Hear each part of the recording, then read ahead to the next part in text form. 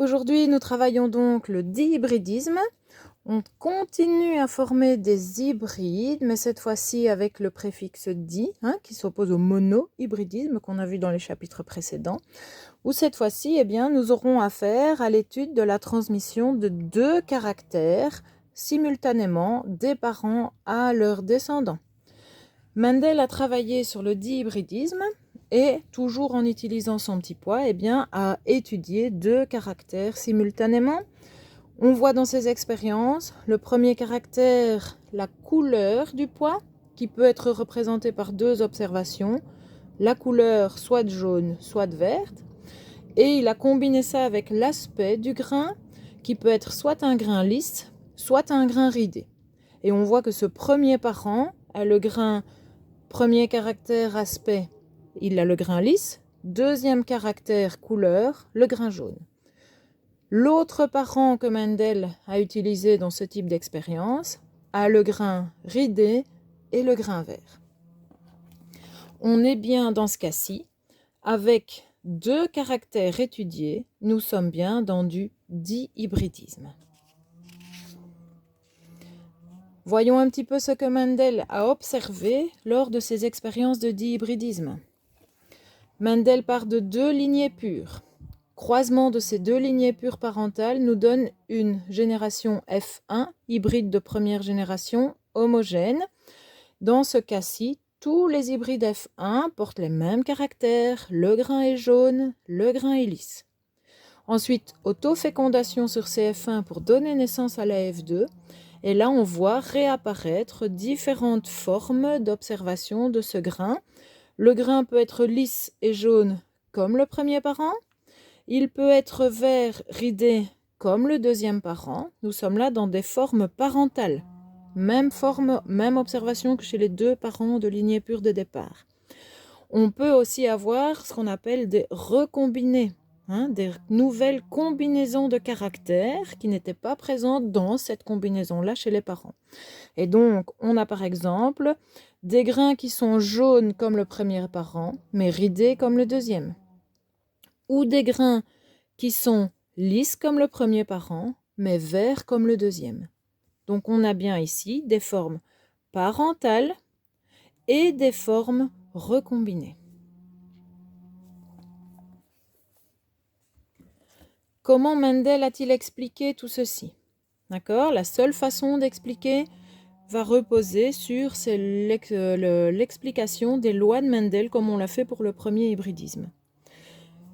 Les parents sont de lignée pure, mais attention, pour les deux caractères étudiés. Et donc, on a autant deux lettres identiques qui nous indiquent lignée pure et donc homozygote pour l'aspect du grain que pour sa couleur. Que pour l'aspect du grain, que pour sa couleur. Et donc, à partir de maintenant, dihybridisme, je continue à inscrire deux lettres pour le génotype d'un individu diploïde, mais cette fois-ci, ces deux lettres sont présentes pour chacun des deux caractères étudiés. Le génotype d'un individu, c'est deux fois, parce que deux caractères, deux lettres, parce qu'on est en train d'étudier des individus diploïdes. Les gamètes produits par ses parents ne nous posent pas vraiment de soucis. Dans l'aspect du grain lisse, pour la couleur jaune, premier parent, ridé et vert pour le deuxième parent. Attention, les gamètes restent toujours haploïdes pour chacun des caractères. Cette fois-ci, on a deux lettres parce qu'on étudie deux caractères, mais les gamètes sont toujours haploïdes. Ces gamètes vont s'unir pour former l'individu F1. Le lisse, on le range bien avec son homologue du même caractère, c'est-à-dire le ridé, qui apparaît dans l'autre gamète parentale. Les couleurs jaune et verte s'unissent pour donner le génotype final de l'individu F1. Nous avons donc nos F1 qui sont homogènes, entièrement lisses, entièrement jaunes, avec le génotype possible. De ce génotype, Mendel en déduit que l'allèle lisse domine l'allèle ridé pour le premier caractère. C'est pour ça qu'on y met une majuscule à lisse depuis le début de notre exemple. Le jaune domine le vert pour ce qui est de la couleur du grain. Jaune est donc en majuscule. À partir du génotype DF1, quels sont les gamètes produits par ces individus et qui vont nous permettre ensuite à l'explication de la génération F2. Pour le premier caractère, on a les deux allèles lisses ridés qui se séparent. Et donc la moitié des gamètes produits contiennent l'allèle lisse, l'autre moitié l'allèle ridé. Idem pour le deuxième caractère, jaune et vert se séparent. La moitié des allèles produits contient le J, l'autre moitié contient le vert. Ces deux couples d'allèles sont complètement indépendants. Et donc, le lisse ne doit pas nécessairement rester associé au caractère jaune, il peut tout à fait être associé au caractère vert. Oui. Le ridé était associé au caractère vert chez le parent, il peut tout à fait s'associer à l'autre couleur, et donc ici on retrouve l'association ridé et jaune. Nous avons donc 4 types de gamètes différents. Ces 4 types de gamètes peuvent être utilisés pour tracer l'échiquier de Punnett comme on l'a fait pour notre monohybridisme. Seulement cette fois-ci, un individu F1 produit 4 types de gamètes, l'autre individu F1 produit les mêmes 4 types de gamètes, ce qui nous amène à un tableau à 16 cases. En travaillant en double entrée, ce tableau, nous obtenons les 16 génotypes possibles pour les individus de la génération F2. Et qu'est-ce que Mendel a retrouvé exactement dans ces chiffres, ce qu'il avait obtenu dans ses observations? Dans ses observations, on se souvient des formes parentales, d'accord, des formes recombinées. On retrouve les formes parentales et les formes recombinées et également dans l'explication théorique de Mendel sous forme de son petit tableau de Punnett. Quelle est la quantité de chacune de ces formes? Nous avons la forme parentale dominante. Le jaune domine, le lisse domine. C'est la forme qu'on retrouve exclusivement à F1. Quand Mendel a compté ces petits poids lors de ses observations, il est arrivé à une proportion d'environ 9/16e. Pour cette forme parentale dominante, on compte les petits pois lisses et jaunes. 9/16e, c'est exactement ce que son explication théorique lui donne comme réponse également. Dans son tableau génotype possible et donc phénotype possible en F2, on a 9 fois sur 16 des génotypes qui induisent des F2 qui ont un phénotype lisse et jaune. La forme parentale récessive a complètement disparu en F1. On ne trouve plus ni du vert ni du ridé, mais cette forme parentale récessive ridée et verte réapparaît en F2, une fois sur 16 en moyenne pour Mendel, et on observe bien ceci dans une case sur les 16. On est bien avec la théorie qui nous explique les observations de Mendel également. On a ensuite les formes recombinées, ridée jaune, lisse verte. On retrouve 3 fois sur les 16 ces deux types d'observations qui sont les formes recombinées. 3 fois sur 16, c'est également ce que Mendel a observé lors de ses expériences. Et donc un chiffre maintenant à retenir, c'est ce rapport 9,331 qui sont les rapports en 16e attendus par les méthodes d'explication statistique des observations de Mendel pour ce qui concerne le dihybridisme. On peut donc continuer notre étude de Mendel avec la troisième loi. On se rappelle des deux premières. La première loi nous disait homogénéité des hybrides de première génération. On retrouve cette application ici dans le dihybridisme également. Ressemblance à un des parents en cas de dominance. Nous avons ça pour les deux caractères étudiés. De là, nous en avons conclu que jaune était dominant sur le vert, que lisse était dominant sur le ridé. La deuxième loi nous explique disjonction des allèles lors de la formation des gamètes. Nous avons bien obtenu ceci aussi. Lors de la formation des gamètes, les allèles pour chacun des deux caractères étaient réunis chez l'hybride F1. Le lisse se sépare bien du ridé, disjonction. Le jaune se sépare bien du vert. Disjonction également pour le deuxième caractère, la deuxième loi s'applique. Nous pouvons maintenant introduire la troisième loi qui complète la deuxième. Celle-là nous dit les allèles se séparent. La troisième nous dit les allèles se séparent, mais maintenant de manière indépendante. Le lys était associé chez le jaune, chez le parent dominant. On retrouve des allèles qui associent ces deux informations lys et jaune. Mais comme les deux couples sont indépendants, le lys peut aussi se retrouver avec une autre couleur que le jaune. Il n'est pas obligé de rester lié à ce qui était présent chez le parent de départ. De même, vert et ridé étaient présents ensemble chez l'autre parent de type récessif. On retrouve dans les gamètes produits une combinaison ridé-vert, mais on retrouve aussi de manière indépendante d'autres combinaisons. Le ridé peut aussi se retrouver avec la couleur jaune. La ségrégation des allèles se fait bien de manière indépendante quand on retrouve le fameux rapport de 9-3-3-1 dans le tableau qui nous donne les informations sur la F2.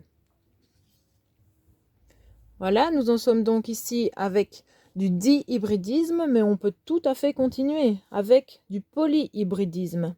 D'accord ? Si vous faites un trihybride, donc vous regardez 3 caractères à la fois, vous continuez avec la couleur, l'aspect du grain, mais vous regardez en plus la couleur de la fleur, vous avez là 3 caractères, eh bien vous aurez un tableau non pas à 4 cases quand on est dans du monohybridisme, non pas à 16 cases quand on est avec du dihybridisme, mais avec 64 cases. D'accord ? Si vous continuez avec 4 caractères, vous devez simplement faire un tableau avec 256 cases. Le résultat et la façon avec laquelle vous allez aborder ces hybrides serait tout à fait identique. Le seul problème, c'est que ce tableau avec 256 cases serait un petit peu plus long à remplir. Voyons maintenant comment on peut aller plus loin que ce que Mendel nous a expliqué en l'étude des gènes indépendants, qu'on reverra évidemment dans cette partie de notre chapitre, mais qu'on peut comparer avec d'autres types de gènes qui sont placés d'une autre façon sur notre génome. J'étudie 2 caractères. Chacun de ces caractères est expliqué par un gène. Je dois donc placer 2 gènes différents sur mes chromosomes. Il n'y a pas beaucoup de façons de placer 2 gènes sur des chromosomes. Soit on les place sur 2 paires de chromosomes différents, alors les gènes sont indépendants. Si on ne les place pas sur 2 paires de chromosomes différents, il faut placer ces 2 gènes sur la même paire de chromosomes, sur des chromosomes homologues. D'accord ? Ça, c'est ce qu'on va appeler des gènes liés. Indépendants sur 2 paires de chromosomes différents, liés sur la même paire de chromosomes. Maintenant, si on place ces gènes sur la même paire, on a encore une possibilité. Soit on les place tout proches les uns des autres, vraiment collés, on n'a pas de séparation entre ces 2 gènes. C'est ce qu'on va appeler, et on va expliquer pourquoi évidemment, des gènes liés sans recombinaison possible. Maintenant, ces 2 gènes peuvent être placés sur la même paire de chromosomes, mais en leur laissant une petite distance de séparation. Ils sont toujours sur la même paire, ils sont liés, ils sont un petit peu écartés, plus ou moins écartés, on aura une conclusion à tirer là-dessus plus tard aussi. On appelle ça des gènes liés, mais cette fois-ci avec recombinaison.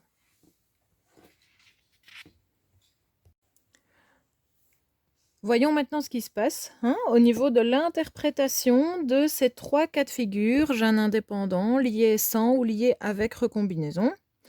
Avant tout ceci, on va faire un petit point sur le matériel biologique qui serait utilisé à partir de maintenant par un autre généticien qui a suivi Mendel et qui s'appelle Morgan. Morgan a travaillé sur la drosophile. D'accord ? C'est une petite mouche qu'on voit parfois tourner autour des fruits, sur la corbeille de fruits en été. Et Morgan a défini différents caractères dont il a étudié la transmission d'une génération à l'autre.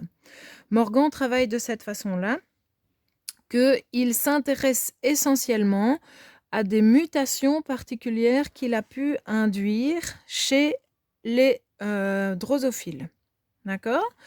Et donc, on a toujours dans nos caractères les 2 caractères observés, on est en dihybridisme, et pour chacun des caractères, 2 observations possibles. Oui. Parmi ces 2 observations possibles, on a la forme classique, normale, celle qu'on retrouve le plus dans la nature. C'est ce qu'on appellera la forme sauvage. Pour le premier caractère, couleur du corps de la drosophile, eh bien, la forme sauvage, la couleur sauvage, normale, celle que vous pourriez rencontrer si vous trouvez une drosophile de l'espèce dans la nature, c'est la forme grise.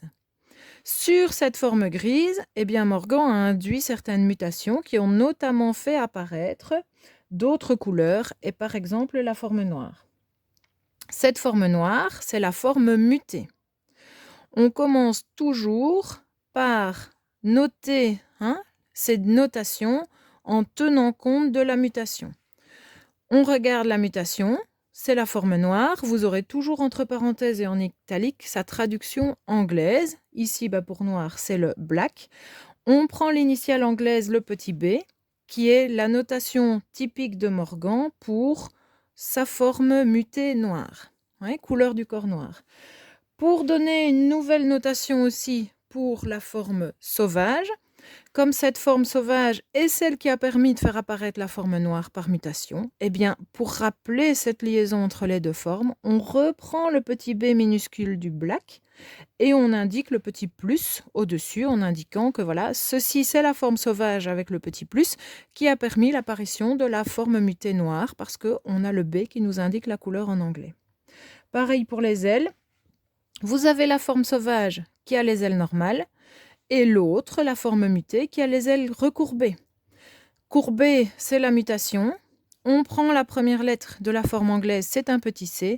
On revient sur la forme sauvage, on garde le petit c, mais on met un petit plus au-dessus. D'accord ? Comment aborder maintenant les différents exercices dans notre cours ? Bien lire les différentes étapes. On part toujours de croisements de lignées pures. En général, une forme sauvage croisée avec une forme mutée.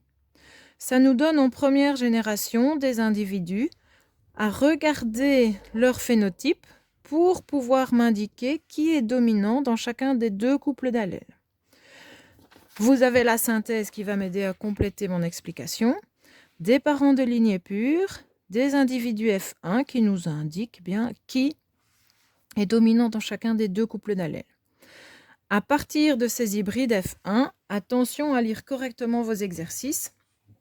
Parfois, les exercices vous amèneront vers une autofécondation des individus F1, c'est-à-dire création d'une génération F2, ou bien ces individus F1 seront croisés avec un individu récessif qui n'est pas encore apparu dans notre début d'exercice. Et quand on croise un F1 hybride avec un récessif, c'est ce qu'on appelle un croisement test. En fonction des deux types d'exercices, vous vous guiderez dans l'une ou l'autre des colonnes. Si les gènes sont indépendants, on a pour les deux types, F2 au croisement test, les chiffres à retenir et qui vont pouvoir nous aider. On va les expliquer juste après.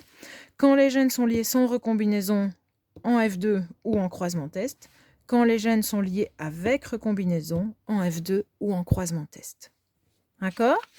Si je continue la lecture dans mon exercice, ici à la page 6, on me dit « Le croisement des hybrides de première génération entre eux me donne ». Je croise des hybrides de première génération entre eux, je suis bien en train de former une F2 et donc je me dirige vers cette colonne-ci. Le croisement test, nous le verrons plus tard, mais si c'était mon exercice, je sais que je ne dois absolument pas regarder les chiffres qui vont me guider dans cette colonne de droite. Dans la F2, j'ai tout ce qui suit qui va m'aider à compléter mon explication. Comment continuer ? Première question, dans quel cas de figure est-ce que je me trouve ? Est-ce que les gènes sont indépendants sur deux paires de chromosomes différents ? Est-ce que les gènes sont liés sans recombinaison sur la même paire et tout proche ? Liés avec recombinaison sur la même paire mais un petit peu éloignés.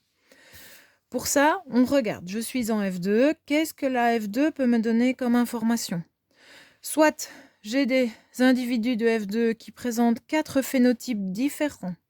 Le phénotype parental dominant, le phénotype parental récessif, et les deux recombinés pour lesquels les combinaisons de caractères se sont échangées. Quand les gènes sont liés sans recombinaison, nous n'aurons pas la même conclusion. J'observe dans ce cas-ci. Je pars d'individus parentaux de lignée pure. Je peux donc indiquer leur génotype. Le premier a le corps gris B+, diploïde 2 fois B+, pour le premier caractère, et les ailes normales C+. J'indique 2 fois diploïde pour le deuxième caractère. L'autre parent a un corps noir, 2 fois le petit b, et des ailes courbées, 2 fois le petit c. Les gamètes produits par chacun de ces deux parents, haploïde pour le premier caractère, B+, haploïde pour le deuxième, C+. Les gamètes du deuxième parent, petit b, petit c. Union de ces gamètes pour donner naissance aux individus F1. Et là, on fait attention de ranger correctement les différentes gamètes. Je prends les informations qui concernent la couleur du corps, B+ ou B. J'ai un B+ qui provient de papa, un B qui provient de maman. Je les rassemble 2 par 2 pour le premier caractère. J'ai un C+ et un C. Ça concerne le deuxième caractère, la forme des ailes. Je les rassemble dans le deuxième paquet de 2 lettres qui indique mon individu F1 dans son génotype. Ensuite, quelles sont les gamètes qui sont fabriquées par cet individu F1 ? Disjonction des allèles, disjonction indépendante. Et donc, 4 types de gamètes qui sont produits par notre hybride. Le B+ peut autant s'associer au C+ qu'au C. Le B peut autant s'associer également au C+ qu'au C. D'accord ? 4 types de gamètes qui sont produites. Autofécondation, et donc on retrouve notre tableau à double entrée, notre échiquier de Punnett avec les 16 cases. Quand on compte les possibilités d'observation dans ces 16 cases, on a bien un certain nombre de drosophiles sauvages. On revient en avant, sauvage, ça voulait dire gris, aile normale. On a des drosophiles noirs aux ailes courbées. Ça, c'était comme le deuxième parent, la forme mutée, noire, aile courbée. Et puis, on a les 2 types recombinés, c'est-à-dire des ailes grises comme le premier parent, mais courbées comme le deuxième, et le deuxième type recombiné, le corps noir comme le premier parent, un corps noir comme le deuxième parent, mais des ailes normales comme le premier. Donc, on aura toujours phénotype parental dominant, phénotype parental récessif et les 2 recombinés. À nous de comptabiliser la fréquence d'apparition de chacun de ces types. Nous avons observé au total 674 drosophiles. Sur ces 674, 380 étaient de type sauvage, c'est-à-dire parental dominant, ce qui nous amène à un rapport de 56%, et 56%, c'est environ les 9/16e qui avaient été prédits par Mendel. Le parental récessif, nous l'observons 42 fois sur les 674 observations, ce qui est environ une fréquence d'observation de 6%, c'est-à-dire environ 1/16e, le rapport qui avait été prédit par Mendel également. Chacun des 2 types recombinés apparaît à environ 18-19%, ce qui correspond à environ les 3/16e du rapport mendelien. Nous obtenons donc en F2 le fameux rapport 9-3-3-1. On retrouve les rapports phénotypiques attendus, ce qui nous indique bien qu'on est face à 2 gènes qui sont indépendants et qui sont placés sur 2 paires de chromosomes différents. Quand je suis face à mon exercice, parents de lignée pure, hybride F1. Les hybrides me donnent l'information dominance pour chacun des 2 caractères étudiés. Ensuite, attention, est-ce que mes hybrides vont être utilisés pour fabriquer une F2 ou pour être utilisés dans un croisement test? Je me guide. Une fois que j'ai choisi la bonne colonne, je vérifie si mes gènes sont indépendants ou ne le sont pas. Nous venons de voir que si les gènes sont indépendants, dans une F2, nous aurons toujours 4 phénotypes différents. En résultat, ces phénotypes ne sont pas n'importe lesquels. Le parent, le phénotype parental dominant, celui qu'on retrouvait chez les hybrides F1, le phénotype parental récessif, ce à quoi ressemblait l'autre parent et qui avait complètement disparu en F1, et puis les 2 phénotypes recombinés qui prennent un caractère chez papa et l'autre chez maman. D'accord ? Quelle est la proportion de chacun de ces phénotypes? 9/16e pour le dominant parental, 3/16e pour chacun des 2 recombinés et 1/16e pour le parental récessif. Quand vous observez tout ceci en F2, vous donnez comme conclusion que les gènes sont bien indépendants. Comme les gènes sont indépendants, nous savons aussi que notre F1 produit 4 types de gamètes dans des proportions équivalentes, 25% de chacun de ces types de gamètes.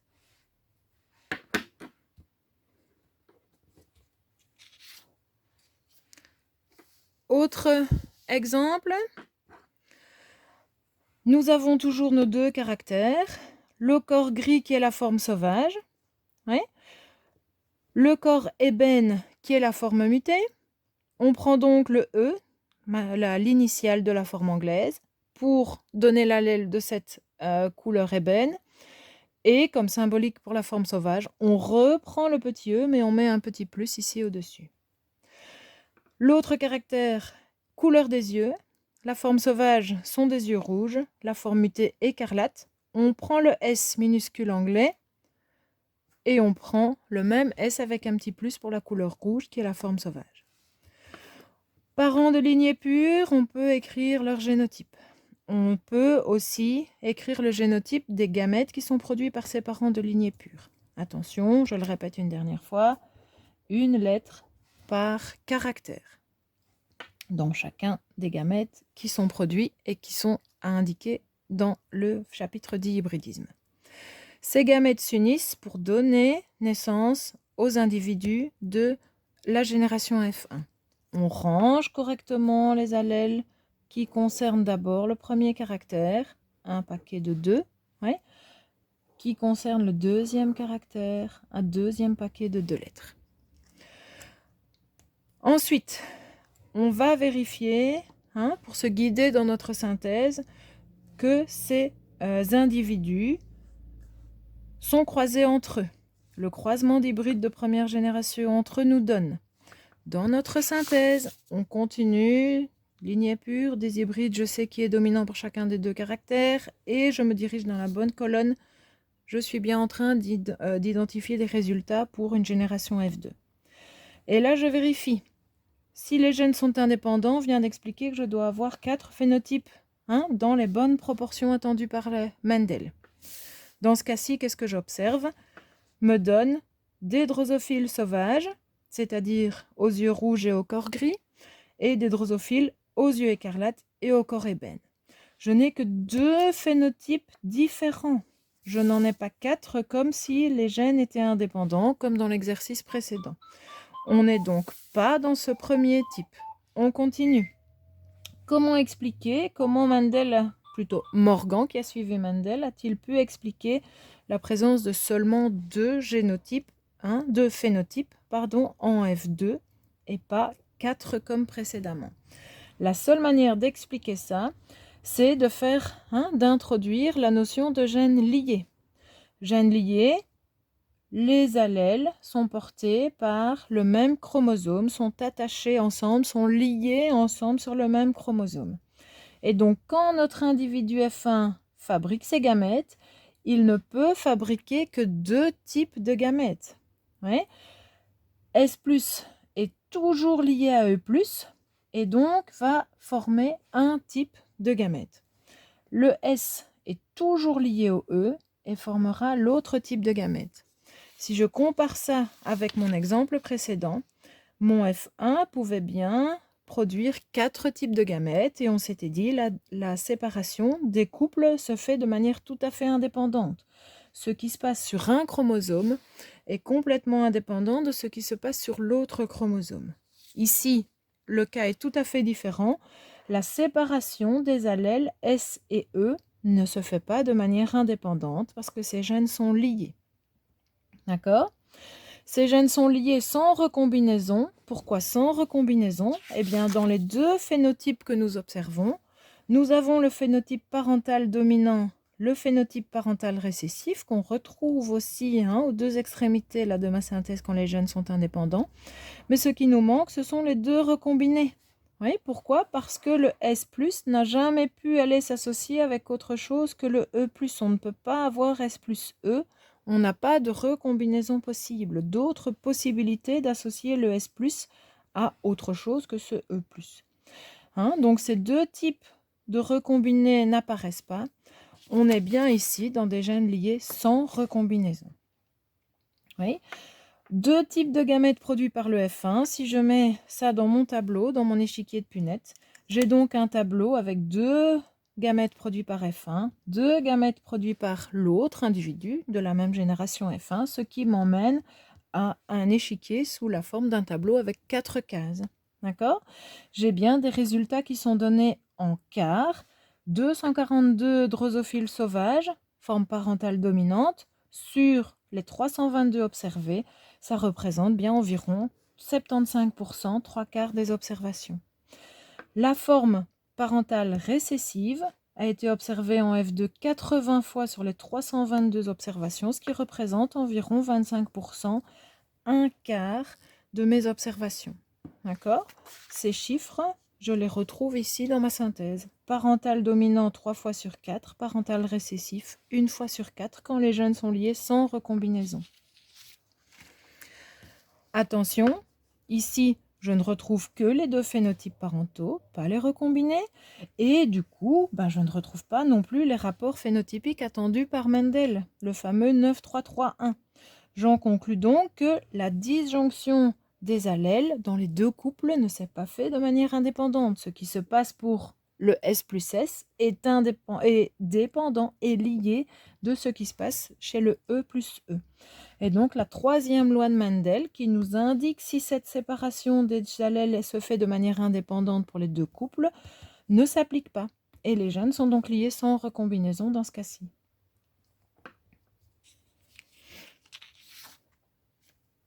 On continue avec le troisième exemple. On est là toujours avec des gènes liés, pour ce qui concerne la couleur du corps et la taille des ailes. Mais cette fois-ci, on va expliquer ce qui peut se passer quand les gènes sont liés avec recombinaison. D'accord? La couleur du corps, noir, petit b, forme sauvage, gris, un b, avec le petit plus au-dessus. Elle atrophiée, on va voir l'initiale, c'est un V. Je reprends ce V pour la forme sauvage, c'est le V+. Des parents de lignée pure, sauvage, c'est-à-dire gris, L normale, croisé avec l'autre, la forme mutée, c'est-à-dire atrophié et corps noir. Les gamètes produits par chacun de ces deux parents de lignée pure. Oui. Union de ces gamètes pour former l'individu F1. Et je vérifie bien pour classer ces gamètes correctement, caractère par caractère. Je vais voir ensuite ce que me donne comme information mon exercice. Dans ce cas-ci, le croisement d'hybrides de première génération entre eux. On est toujours bien dans la formation d'une génération F2. Toujours bien dans cette colonne-là. D'accord ? Je regarde maintenant ce que me donne comme résultat l'observation des individus de FE. Des individus de forme sauvage, corps gris, L normal. Des individus mutés, corps noir, L vestigial, atrophié, parents récessifs. Et puis les deux phénotypes recombinés, noir mais vestigial, gris mais normal. Je compare à ma synthèse. Les gènes ne peuvent pas être liés sans recombinaison parce que je n'ai pas que les deux phénotypes parentaux, j'ai les recombinés qui sont présents en F2. Donc ce cas lié sans recombinaison, je ne le suis pas, je ne suis pas dans la bonne conclusion. Les gènes peuvent être indépendants l'un de l'autre et donc placés sur deux paires de chromosomes différents, on a bien les bons phénotypes observés. Parental dominant, recombiné, parental récessif. À moi de vérifier si les rapports mendéliens 9-3-3-1 sont bien retrouvés. Pour ça, je fais mon petit calcul. J'observe un total de 270. Les 185 drosophiles de phénotype parental dominant sur les 270 observés, c'est environ 68%. Ça ne correspond pas à mes 9/16e attendus. Le parental récessif est observé 51 fois sur les 270. Ce n'est pas non plus le pourcentage attendu, le 1/16e, représenté par le rapport mendélien. J'aurais dû avoir quelque chose comme 6%. Je n'ai pas 6% de phénotype parental récessif. Les deux recombinés devraient être présents à hauteur d'environ 3/16e, c'est-à-dire 18%. Ils ne sont pas à 18%, je n'ai qu'une fréquence d'apparition d'environ 6% pour chacun. Je ne peux donc pas me dire que même si j'ai les 4 phénotypes correspondants, je ne suis pas dans le cas de gènes indépendants parce que je ne retrouve pas la bonne proportion attendue par l'application des 3 lois de Mendel. On doit donc ouvrir une nouvelle catégorie. Ce sont bien des gènes liés, mais cette fois-ci avec recombinaison possible. Je trouve bien les 2 phénotypes parentaux, dominants, récessifs, et les 2 phénotypes recombinés.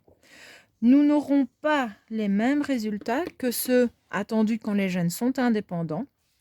Et ces résultats peuvent varier au sein, entre les différents exercices. Pourquoi est-ce que les résultats peuvent varier entre les exercices? Parce que ces gènes sont liés, mais sont distants par une petite séparation.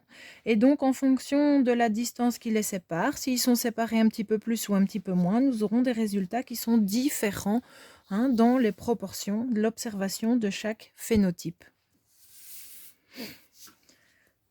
On continue notre exercice. Comme on sait qu'on a les 4 phénotypes en F2 dans des proportions qui ne sont pas les proportions de Mendel, les gènes sont liés avec recombinaison. Liés avec recombinaison implique que notre hybride F1 fabrique bien les 4 gamètes, d'accord? Comme dans le cas des gènes qui sont indépendants, on a bien aussi les 4 gamètes. Quelle est la différence? Gène indépendant, 4 gamètes dans les mêmes proportions. 1/4, 25% des gamètes de chacun des types. Attention, gène lié avec recombinaison, 4 gamètes, mais pas dans les mêmes proportions chacune. On a beaucoup de gamètes parentales, qui sont celles associant les caractères, les allèles représentant les caractères présents dans cet ordre-là chez les parents. Le V+ était associé au B+, ça c'est une gamète parentale. Le V était associé au B, ça c'est un gamète parental. Et nous avons un petit peu de chacun des 2 types de gamètes recombinés. Un petit peu, beaucoup moins que les gamètes parentales. 2 recombinés V, qui cette fois-ci n'est pas avec le B comme chez le parent, mais avec B+. V+, qui n'est cette fois-ci pas avec le B+, comme chez l'autre parent, mais avec le B. En conclusion, on retrouve les phénotypes parentaux et recombinés, mais attention, pas dans les mêmes proportions attendues. Donc, la 3e loi de Mendel ne s'applique pas. Les gènes sont bien liés, d'accord? Donc, ils ne font pas réellement ce qu'ils veulent. Ils ne sont pas complètement indépendants l'un de l'autre. Oui, ce complètement indépendant l'un de l'autre nous aurait donné les proportions 9, 3, 3, 1. Donc, la 3e loi de Mendel ne s'applique pas, mais on peut conclure que les gènes sont liés avec recombinaison.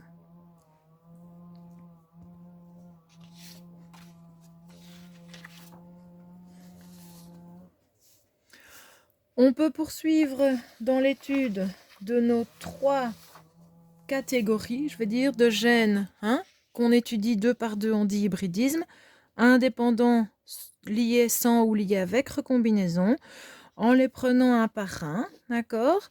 Mais cette fois-ci, en suivant l'autre colonne de notre synthèse, notre exercice parent de lignée pure, hybride F1 qui nous donne l'information sur la dominance dans chacun des 2 couples d'allèles. Mais ces hybrides F1 vont maintenant être croisés avec un individu de type récessif. D'accord? On vient de voir qui était dominant F1, on pourra en déduire qui sera récessif. Et donc, on pourra choisir correctement mon individu pour que son génotype soit bien un double récessif. Récessif pour le premier caractère, 2 fois la minuscule, dans ce cas-ci. Récessif pour le 2e caractère, 2 fois la minuscule également. Ça va?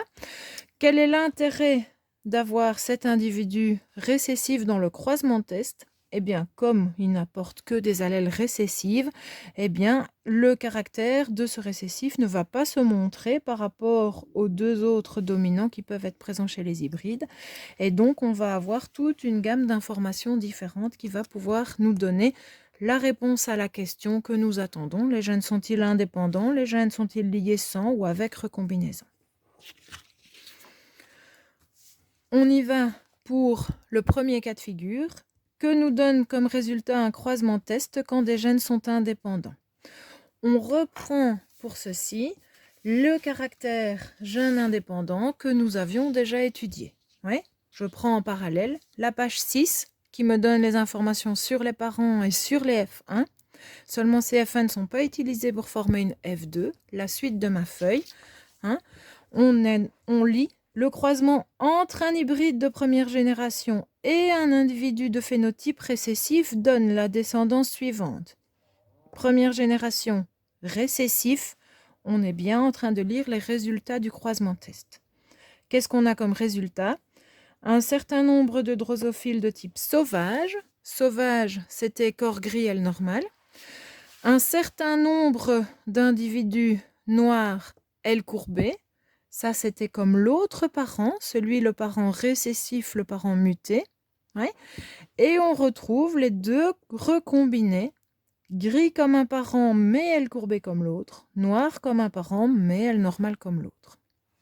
Donc, on retrouve bien ici les 4 phénotypes, parental dominant, parental récessif et les deux recombinés. Dans quelle proportion va-t-on retrouver ces 4 phénotypes à l'issue du croisement test? Je compare ça au total de mes observations. 165 sur les 659, c'est environ un quart des observations, donc 25% des observations. Pareil pour le deuxième, le troisième et le quatrième phénotype. On retrouve bien ici chacun des 4 phénotypes qui sont représentés à hauteur de 25%. Je retrouve ce résultat à connaître sur le bout des doigts au niveau de ma synthèse. Parents de lignée pure, hybride F1, croisement de cet hybride F1 avec un récessif. Je suis dans le résultat d'un croisement test. J'ai bien les 4 phénotypes habituels, mais cette fois-ci, dans le rapport, chaque fois, 25% d'observation de chacun de ces 4 phénotypes. D'accord? Pourquoi 25% de chacun des phénotypes?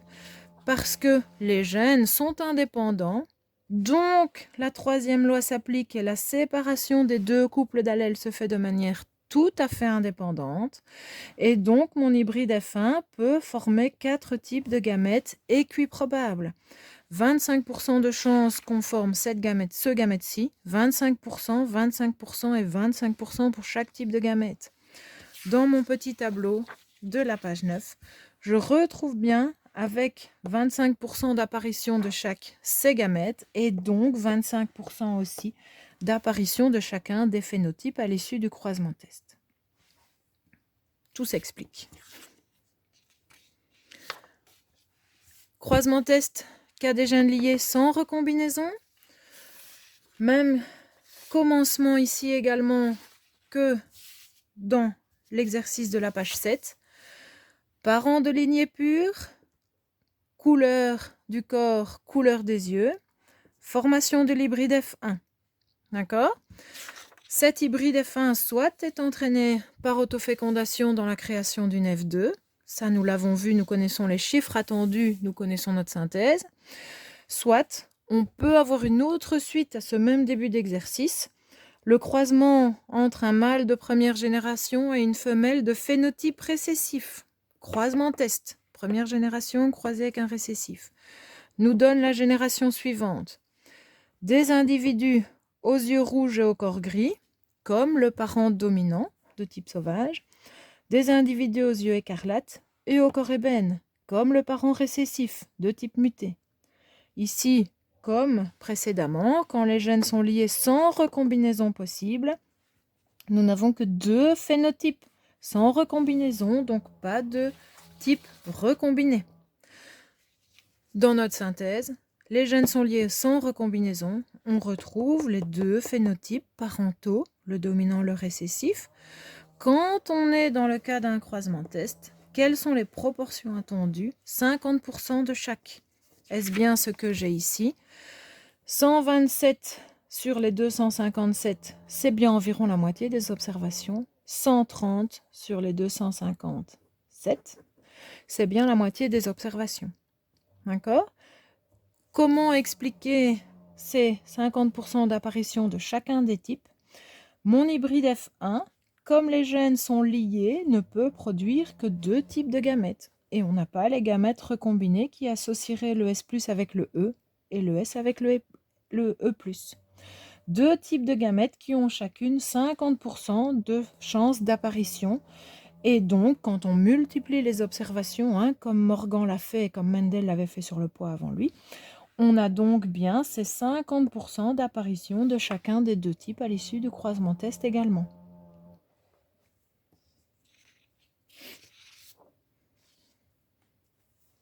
Dernier cas de figure, les gènes liés, mais cette fois-ci avec recombinaison. On se souvient de ce qu'on avait ? Lignée pure, hybride. Quand je choisis la direction F2, on avait expliqué 4 phénotypes parentaux, surtout les parentaux dominants et récessifs, mais aussi un petit peu moins, mais quand même la présence de ces phénotypes recombinés. Voyons ce qu'on observe quand on se situe dans la catégorie gènes liés avec recombinaison à l'issue d'un croisement test. Dans ce cas-là, qu'est-ce qu'on a ? Le croisement test, là on vous le dit directement, mais on vous précise, première génération, croisée avec un récessif, nous donne comme descendance, eh bien je retrouve les 4 phénotypes. Le parental dominant, L normal, corps gris. Le parental récessif, L atrophié, corps noir. Et les 2 types recombinés. Normal comme un parent mais noir comme l'autre, atrophié comme un parent mais gris comme l'autre.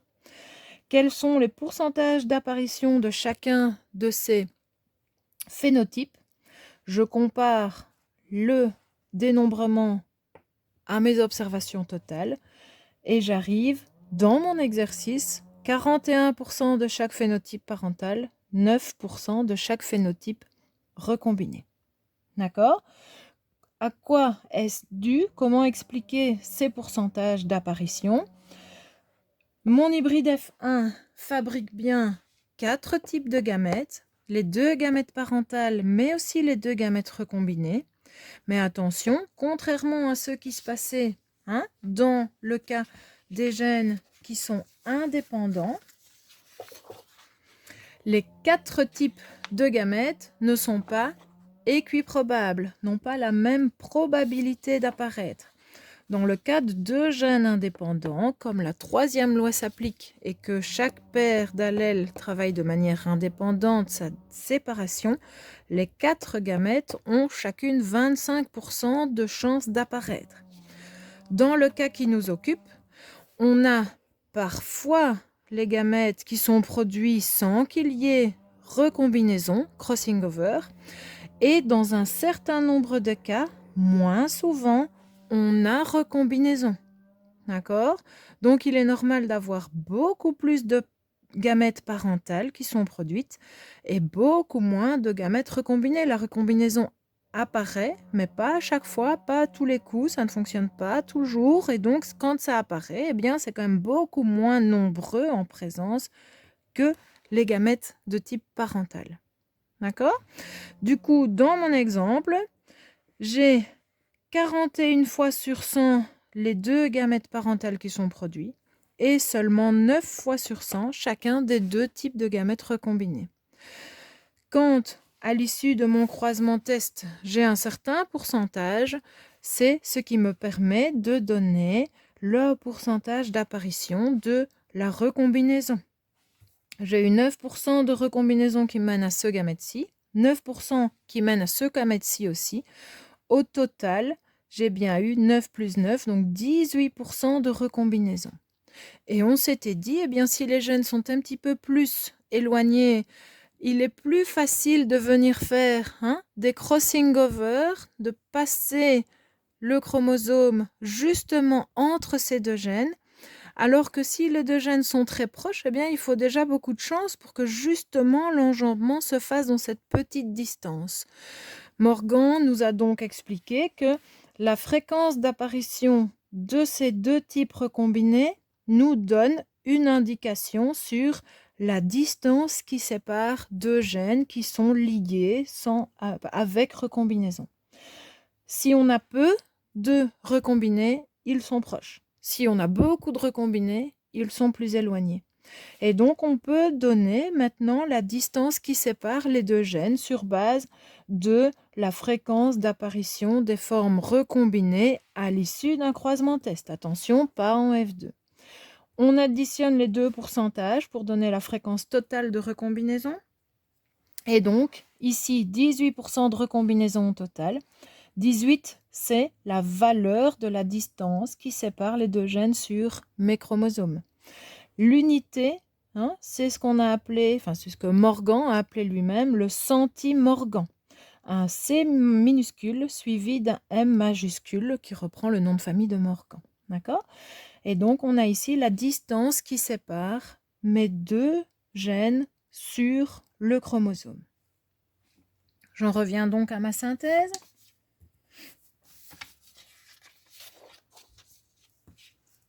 Comment aborder mes exercices?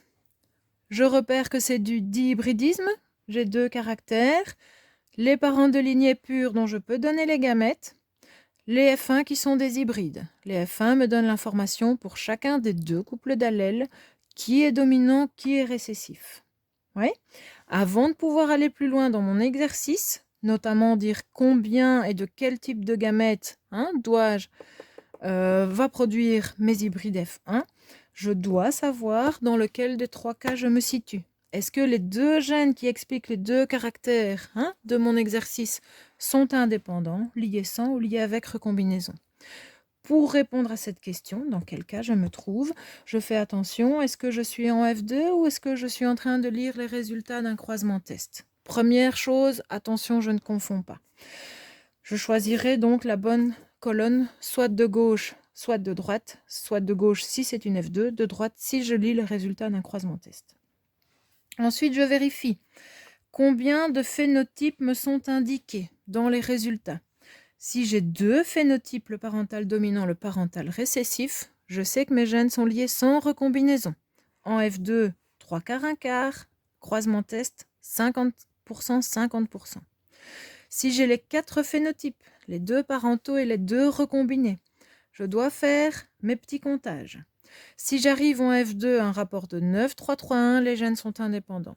Si j'arrive à toute autre chose que le 9, 3, 3, 1 de Mendel, les gènes ne sont pas indépendants. Ils sont liés, mais avec recombinaison, parce que j'ai quand même mes deux petits recombinés qui sont ici. À l'issue du croisement test, 25% de chaque, les gènes sont indépendants. Autre chose que 25% de chaque, les gènes sont liés avec recombinaison. Dans ce cas-ci uniquement, croisement test, gènes liés avec recombinaison, j'ai une information supplémentaire à indiquer. J'additionne les deux pourcentages d'apparition de mes phénotypes recombinés, ce qui me donne au total un certain pourcentage de recombinaison.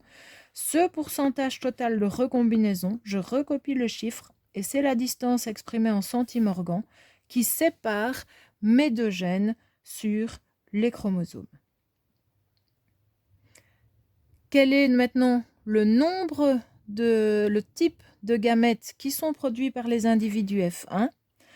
Gène indépendant, 4 types de gamètes équiprobables. Chaque gamète, 25% de chance d'apparaître. Liés sans recombinaison, 2 types de gamètes, 50% chacune.